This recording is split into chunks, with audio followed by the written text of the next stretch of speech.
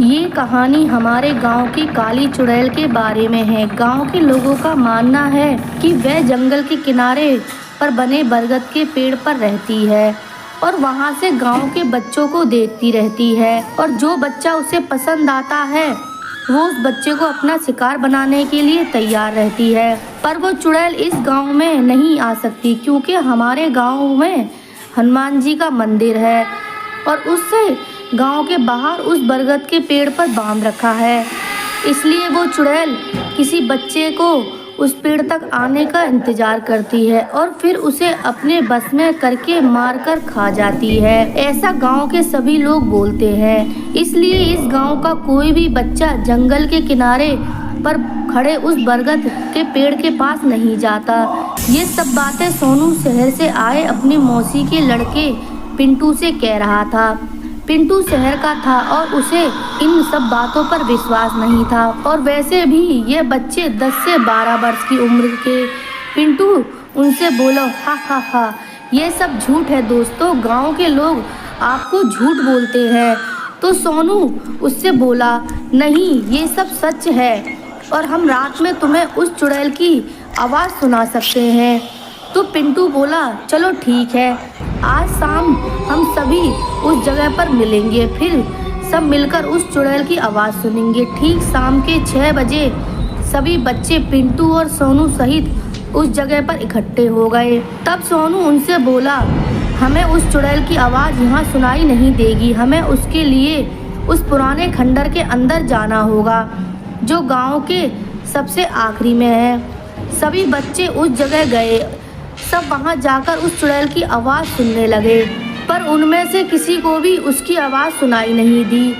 तब पिंटू बोला, मैंने तो पहले ही कहा था, गांव वाले बस बच्चों को डराने के लिए उस चुड़ैल की कहानी बताते हैं। सभी बच्चे बोले कि नहीं, ऐसा नहीं है, रोज़ वो चुड़ैल रात में हंसती है और सभी से बोलती है कि मेरे पास आओ, मैं भूखी हूँ। ऐसा कहकर सब बच्चे उस जगह से जाने लगे और पिंटू भी उनके साथ साथ उनका मजाक उड़ाते हुए जा रहा था। सब बच्चे आगे थे और पिंटू उनके पीछे पीछे चल रहा था।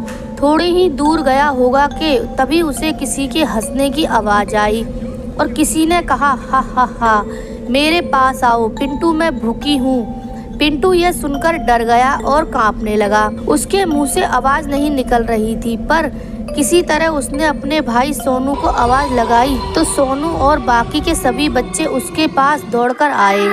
बोले, अरे भाई, तुझे क्या हो गया है, तू कांप क्यों रहा है? वो बोला कि मैंने अभी किसी को मेरा नाम लेते हुए सुना है, क्या तुम सभी ने भी सुना था?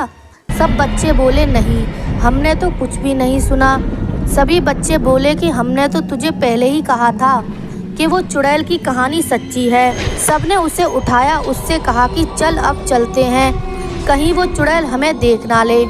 सब बच्चे अपने अपने घर लौट जाते हैं और पिंटू सोनू भी अपने घर लौट आते हैं। सब कुछ सही था।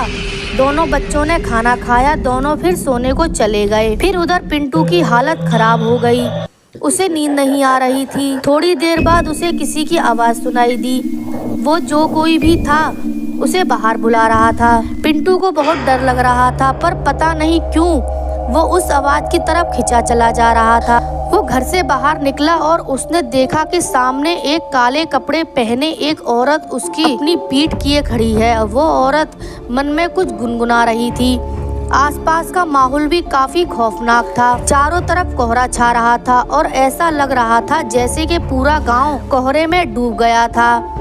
ठंड बिल्कुल ऐसी थी कि जैसे नंगे जिस्म पर कोई सुई की नोक चुभा रहा हो। आसपास के माहौल में ऐसी आवाजें आ रही थी कि जैसे कई जानवर डरावने आसपास हों, पर कोई दिख नहीं रहा था। इतनी भीषण और खून जमा देने वाले वातावरण में अच्छे अच्छे सूरमाओं की हालत खराब हो गई। फिर भी ये एक छोटा बच्चा था। वो काले कपड़े वाली औरत धीरे धीरे जाने लगी। उसके पीछे पीछे पिंटू भी जा रहा था। वो अपने बस में नहीं था और उस चुड़ैल के साथ साथ बस गांव से होकर उस चुड़ैल के बरगद वाले पेड़ तक जाए जा रहा था।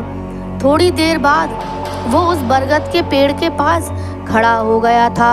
उसे होश आया और उसने देखा कि वो अपने घर में ना होकर एक बड़े से बरगद के पेड़ के पास खड़ा था। वो डर गया और चिल्लाने लगा, मैं यहाँ कैसे आ गया? मम्मी पापा आप कहाँ हो? मुझे यहाँ डर लग रहा है। हा हा हा, कोई फ़ायदा नहीं। आसपास किसी के जोर से चिल्लाने और हंसने की आवाज़ें आने लगी। पिंटू की हालत काफ़ी ख़राब हो चुकी थी। उसकी आंखों से आंसू बह रहे थे। वो डर के मारे इधर उधर देख रहा था। तभी उसने देखा कि उस बरगद के पेड़ पर एक काले रंग की शॉल ओढ़ी हुई एक बूढ़ी औरत खड़ी थी। वो औरत दिखने में काफ़ी भयानक थी। उसके हाथ में कुल्हाड़ी भी थी, जिसे वो अपने एक हाथ में लेकर उसकी ओर देख रही थी और हंस रही थी। वो बोली, आज तो मैं पेट भर के खाऊंगी। गांव में बहुत दिनों से कोई मेरा शिकार नहीं बना। हा हा हा हा हा हा। और हंसकर वो एक झटके में उसके सामने आकर खड़ी हो गई। पिंटू ने उसकी भयानक शक्ल देखी और वह वहां से भागने लगा कि तभी उसे चुड़ैल ने पकड़ लिया और उसके चेहरे पर अपने बड़े बड़े नाखून फेरने लगी। उसने पिंटू के गाल पर एक नाखून से हल्का सा कटने का निशान लगा दिया। फिर धीरे धीरे वो औरत अपनी कुल्हाड़ी को उसकी ओर बढ़ाने लगी और कुल्हाड़ी को एक जोर का वार उस पर दे मारा। तभी पिंटू की आंखें खुली तो वो सपना देख रहा था। थोड़ी ही देर तक तो उसे यकीन ही नहीं हुआ कि उसके साथ ये सब हो रहा था, पर उसने सपना समझकर सब भुला दिया। वो फ्रेश होने के लिए गया कि तभी चेहरा धोते वक्त उसे शीशे पर अपने गाल पर एक नाखून के कट का निशान दिखा। वो समझ गया कि उसके सपने में कोई हकीकत जरूर थी। फिर उसी दिन वो और उसकी माँ अपने शहर लौट गए थे, पर पिंटू के साथ जो कुछ हुआ था वो एक सपना था या सच, ये पिंटू हमेशा याद रखने वाला था। वो बरगद का पेड़ आज भी वही है और वो चुड़ैल आज भी अपने शिकार का इंतजार कर रही है। आशा करती हूँ आपको ये हॉरर स्टोरी पसंद आई हो और ऐसी हॉरर स्टोरी सुनने के लिए मेरे चैनल को सब्सक्राइब करके बेल आइकन को प्रेस करें। धन्यवाद।